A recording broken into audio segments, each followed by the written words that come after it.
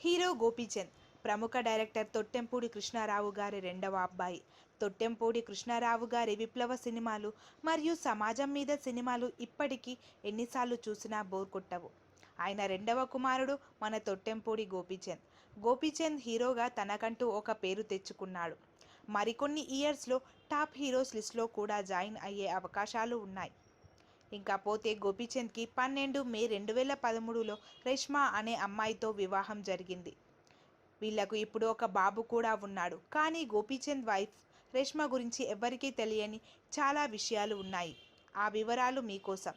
రేష్మా మరెవరో కాదు, ప్రముఖ హీరో శ్రీకాంత్ మేనకోడలు.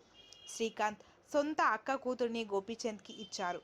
గోపీచంద్ రేష్మకి పుట్టిన బాబుకి విరాట్ అని పేరు పెట్టారు. ఆ పేరు తన భార్య కోరిక మీదనే గోపీచంద్ ఆ బాబుకి పెట్టాడు.